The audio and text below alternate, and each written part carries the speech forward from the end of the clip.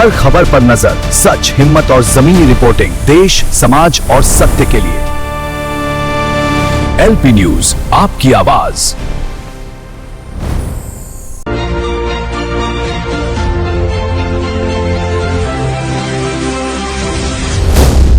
LP news. नमस्कार, आपका स्वागत है। मैं रेशमा। 8 PM न्यूज में हम देखेंगे दुर्ग जिले समेत देश विदेश की कुछ प्रमुख खबरें। आइए शुरू करते हैं पहले दुर्ग जिले की खबरों से। भिलाई कला मंदिर में दुर्ग शासकीय नर्सिंग कॉलेज द्वारा प्रथम राष्ट्रीय सेमिनार का आयोजन किया गया। कार्यक्रम में शिक्षा मंत्री गजेंद्र यादव मुख्य अतिथि के रूप में शामिल हुए। विशेषज्ञों ने नर्सिंग विद्यार्थियों को गुणवत्तापूर्ण शोध की आवश्यकता और महत्व के बारे में बताया। मंत्री ने कहा कि नर्सिंग सेवा संवेदना और समर्पण का उत्कृष्ट उदाहरण है और यह समाज के लिए अत्यंत महत्वपूर्ण क्षेत्र है। उन्होंने विद्यार्थियों को प्रोत्साहित करते हुए उनके उज्जवल भविष्य की कामना की। कार्यक्रम में आयुष विश्वविद्यालय और नर्सिंग काउंसिलिंग के अधिकारी, प्राचार्य और जनप्रतिनिधि भी मौजूद रहे। दुर्ग स्थित राजेंद्र पार्क में आयोजित फ्लावर शो में शहर के नागरिकों की भारी भीड़ देखने को मिली। दुर्ग नगर निगम द्वारा आयोजित इस कार्यक्रम में विभिन्न प्रकार के सजावटी पौधे, गार्डनिंग तकनीकी और नवाचार से सजे स्टॉल लगाए गए। शिक्षा मंत्री गजेंद्र यादव ने फीता काट कर कार्यक्रम का शुभारंभ किया और आयोजन में विभिन्न प्रकार के सजावटी पौधों एवं बागवानी से जुड़े सजे स्टॉल का निरीक्षण किया।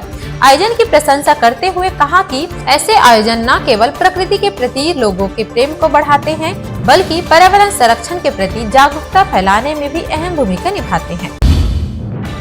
दुर्ग जिले में आगजनी की 2 बड़ी खबर सामने आई है। पहली घटना सुराना कॉलेज के सामने स्थित निगम कचरा डंप यार्ड में हुई, जहां अचानक आग भड़क उठी। फायर टीम की धन्नू यादव और भगवती बंजारे की टीम ने मौके पर पहुंचकर आग पर काबू पाया। वहीं दूसरी बड़ी घटना इंडस्ट्रियल एरिया शिवम हाईटेक में हुई, जहां एक ट्रक में आग लग गई। महेंद्र चंदेल और उनकी टीम ने त्वरित कार्रवाई करते हुए 2 पानी टैंकरों की मदद से आग बुझाई।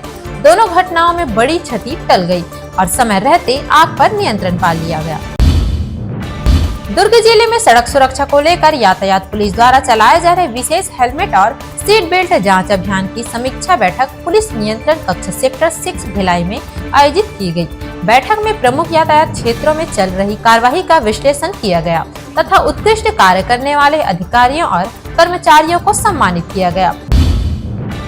शुक्रवार रात भिलाई के नेशनल हाईवे पर हुए भीषण सड़क हादसे में 27 वर्षीय गुंजा चतुर्वेदी की मौके पर ही मौत हो गई, जबकि 41 वर्षीय दीपक मोंगराज गंभीर रूप से घायल हो गए। जानकारी के अनुसार दोनों रायपुर से भिलाई की ओर आ रहे थे।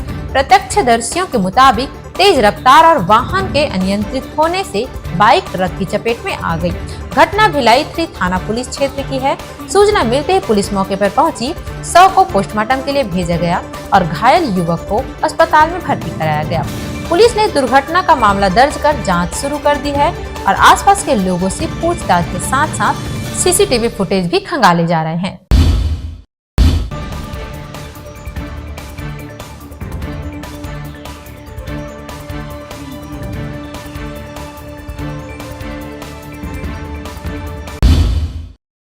अब नजर डालते हैं प्रदेश की खबरों पर।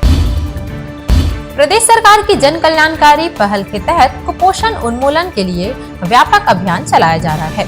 नयापारा शहरी प्राथमिक स्वास्थ्य केंद्र में आयोजित स्वास्थ्य शिविर में 0 से 5 वर्ष के 80 बच्चों की जांच की गई। जांच में 29 बच्चे कुपोषित और अति कुपोषित पाए गए, जिसे तुरंत दवा, पोषण आहार और चिकित्सीय सलाह दी गई। गंभीर बच्चों को नियमित फॉलोअप और पोषण पुनर्वास केंद्र में जोड़ा जा रहा है। गर्भवती महिलाओं को संतुलित आहार, टीकाकरण और स्वच्छता के प्रति जागरूक किया गया। अभियान के दौरान शिक्षा पर भी जोर देते हुए किशोरियों को पुनः विद्यालय में प्रवेश दिलाया गया। रामानुजगंज नगरपालिका परिषद के पंडित दीनदयाल सभागार में स्वास्थ्य पंचायत मितानिन सम्मेलन का आयोजन किया गया। कार्यक्रम का शुभारंभ मंत्री रामविचार नेताम द्वारा किया गया। इस दौरान मितानिने दीदियों को सम्मानित किया गया और स्वास्थ्य सुविधाओं के विस्तार को लेकर कई महत्वपूर्ण घोषणाएं की गई। सम्मेलन में जन संवाद आयोजन हुआ, जिसमें 260 आवेदन प्राप्त हुए और कई मामलों का मौके पर निराकरण किया गया। मंत्री ने स्वच्छता, संस्थागत प्रसव और स्वास्थ्य सेवाओं को मजबूत करने पर विशेष जोर दिया।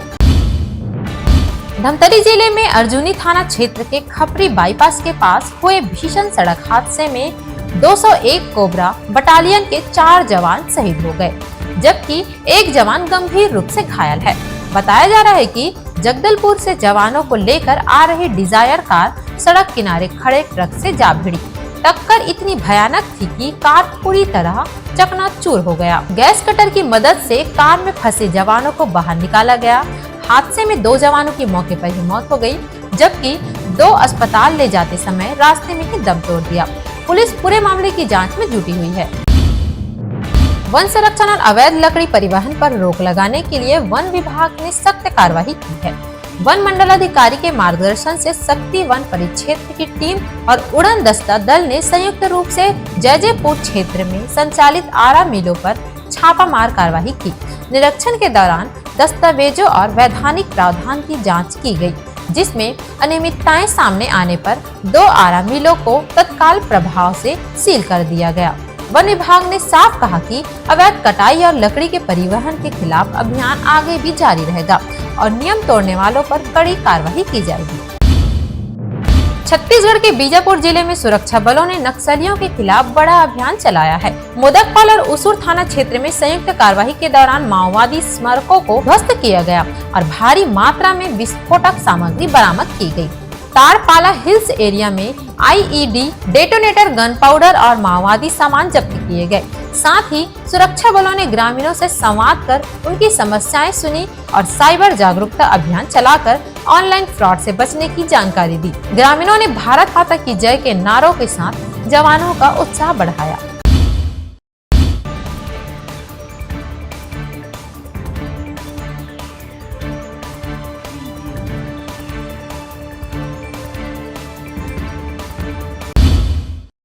अब नजर डालते हैं देश विदेश की खबरों पर। असम के डिब्रूगढ़ में एक ऐतिहासिक पल देखने को मिला जब प्रधानमंत्री नरेंद्र मोदी मोरान बाईपास पर बने इमरजेंसी लैंडिंग फैसिलिटी केंद्र पहुंचे। यह सुविधा केंद्र पूर्वोत्तर भारत में अपनी तरह का पहला है, जो जरूरत पड़ने पर फाइटर जेट, ट्रांसपोर्ट एयरक्राफ्ट और हेलीकॉप्टरों की लैंडिंग के लिए इस्तेमाल किया जाएगा। इस दौरान प्रधानमंत्री ने एयरफोर्स के लड़ाकू विमानों का लाइव हाईवे प्रदर्शन भी देखा। यह कदम देश की रक्षा तैयारियों और इंफ्रास्ट्रक्चर को और मजबूत करने की दिशा में अहम माना जा रहा है, खासकर असम और पूरे पूर्वोत्तर भारत के लिए। मुंबई में अवैध नागरिकों और फर्जी दस्तावेजों के खिलाफ बड़ी कार्रवाई शुरू हो गई है। मेयर रितु तावड़े ने बैठक पर हेल्थ डिपार्टमेंट को 1 महीने के अंदर 237 फर्जी बर्थ सर्टिफिकेट जब्त करने और फेरी वालों की पहचान की जांच करने का निर्देश दिया। अब तक 8 लोगों के खिलाफ क्रिमिनल एक्शन लिया जा चुका है और 2 मेडिकल अधिकारियों को सस्पेंड किया गया है। फेरी वालों के आधार कार्ड, लाइसेंस और रहने के दस्तावेजों की जाँच भी शुरू कर दी है। बृहन मुंबई नगर निगम और पुलिस विभाग के बीच समन्वय बढ़ाने के निर्देश दिए गए हैं, ताकि अतिक्रमण और अवैध कारोबार पर लगाम लगाई जा सके। जम्मू कश्मीर के आरएसपुरा सेक्टर में सुरक्षा बलों ने बड़ी कार्रवाई करते हुए अंतर्राष्ट्रीय सीमा के पास पाकिस्तान की ड्रोन साजिश को नाकाम कर दिया। गेहूं के खेत से 4 किलो से अधिक हेरोइन बरामद हुई, जिसकी अंतर्राष्ट्रीय व्यापार में कीमत करीब 30 करोड़ रुपए बताई जा रही है। बीएसएफ और पुलिस के संयुक्त अभियान में यह कार्रवाई की गई। अधिकारियों को शक है कि ड्रोन के जरिए सीमा पार से ड्रग्स गिराई गई थी। इलाके में तलाशी अभियान जारी है और तस्करी नेटवर्क की जांच तेज कर दी गई है। इसमें पहले भी कठुआ और पठानकोट से जुड़े 2 आरोपियों की गिरफ्तारी हुई थी, जिनका संपर्क पाकिस्तान स्थित तस्करों से था। बांग्लादेश में बीएनपी की जीत के बाद भारत ने सतर्क आशावाद के साथ नई सरकार की ओर कदम बढ़ाया है। नई दिल्ली का मानना है कि लोकतांत्रिक जनादेश से बनी सरकार ही भारत और बांग्लादेश के रिश्तों को स्थिरता दे सकती है। अंतिम सरकार के दौरान दोनों देशों के संबंधों में काफी तनाव देखा गया। अब भारत की नजर बीएनपी के नेता तारिक रहमान पर है, जिनसे आर्थिक और क्षेत्रीय स्थिरता की उम्मीद की जा रही है। प्रधानमंत्री नरेंद्र मोदी ने रहमान को जीत की बधाई देते हुए दोनों देशों के बीच शांति और प्रगति की प्रतिबद्धता दोहराई। रणनीतिक रूप से भारत लोकतंत्र, स्थिरता और सुरक्षा को प्राथमिकता देते हुए नए रिश्तों की शुरुआत करना चाहता है। गाजा में जारी संघर्ष के बीच इजरायल पर वैक्यूम बम इस्तेमाल करने के गंभीर आरोप लगे हैं। ये बम पहले हवा में ईंधन जैसा बादल फैलाते हैं, और फिर उसमें आग लगा देते हैं, जिससे विशाल आग का गोला बनता है और आसपास की हवा खींचकर वैक्यूम जैसा असर पैदा होता है। इन धमाकों में तापमान 3500 डिग्री सेल्सियस तक पहुंच सकता है, जो कुछ ही सेकंड में शरीर को जला सकते हैं। मिलिट्री एक्सपर्ट और चश्मदीदों के हवाले से कहा गया कि ऐसे हथियारों का इस्तेमाल घनी आबादी वाले इलाकों में हुआ। कई लोगों के शव तक नहीं मिले। मानवाधिकार संगठनों ने इन हमलों को लेकर गंभीर सवाल उठाए हैं और इसे संभावित युद्ध अपराध बताया है।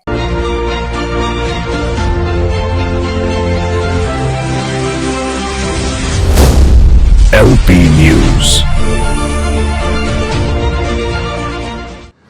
This program is sponsored by SR Hospital and Research Center.